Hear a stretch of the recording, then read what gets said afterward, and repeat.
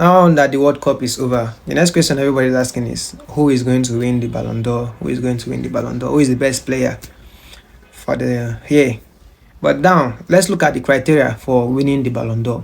There are three criteria for winning the Ballon d'Or. The first criteria is individual brilliance, individual performance. That's the first criteria. Then the second criteria is team success. Team success. And the third is sportsmanship, fair play. Now, let me show you how hard this Ballon d'Or is to actually point out one person that this person is outstanding, having these three criteria. In the side of individual brilliance, there are two players there, Harry Kane and Mbappe. Harry Kane have 73 goals, highest goal in Europe. So the European Golden Boot belongs to him. Now, that was a very nice individual performance. Now, on the side of Mbappe, Mbappe has the Champions League Golden Boots, 15 goals, followed by Harry Kane has 14. Mbappe has 15. In La Liga, he also have the highest goal. And in the World Cup, Mbappe has the highest goal. So if you are looking at individual brilliance here, you see that Harry Kane and Mbappe are like in the same line. You understand me? They are in the same line. In the side of the biggest trophy, it is the World Cup, second to the Champions League. And in the Champions League, there's someone having the highest goal, which is Mbappe. And in the World Cup, there's still someone having the highest goal, which is Mbappe. But generally, overall, in general, Harry Kane has more goals than Mbappe. But in terms of individual brilliance, individual performance, you cannot write Mbappe off. Harry Kane and Mbappe comes in there. So I keep them aside. Now let's go on the side of team success. As we know, the World Cup is the biggest trophy, second to the Champions League. So when it comes to team success, it's not about winning your local trophies. It's about clinging those two great trophies. We are lucky that it happened that the World Cup is played this year, that the Ballon d'Or has to be given. So it is added. Without that, we have been looking at the Champions League. But now, the two big trophies now is the World Cup and the Champions League. Now, on the side of Dembele has two local trophies with PSG.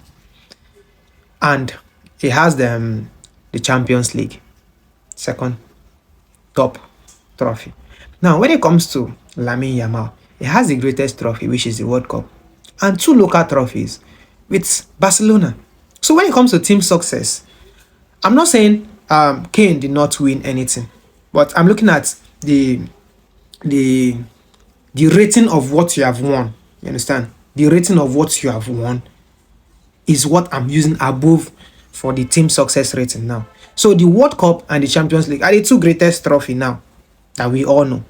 So Lamine Yamal and Dembele has it when it comes to the team success.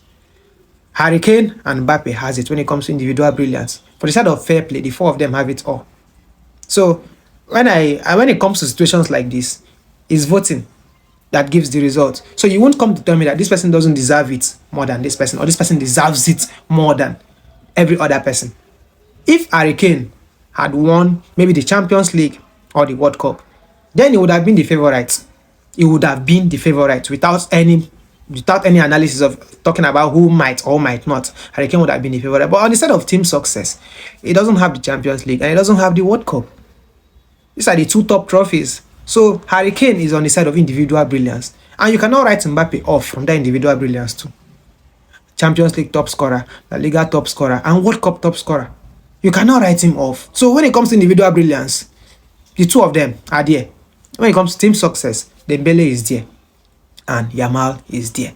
So let's see. Between these four players, let's see who finishes at the top two. So don't be surprised if one of these four players wins it.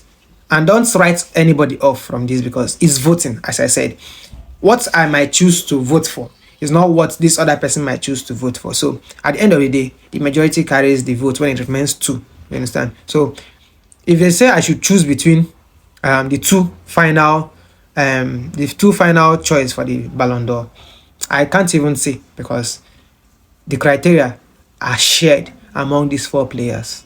the criteria for winning the Ballon d'Or as modified is shared among these four players. So I don't know what your pick is. You can drop it in the comment section. But my pick for the four top players is Harry Kane, Mbappe, Lamine Yamal, and Usman Dembele. Thank you.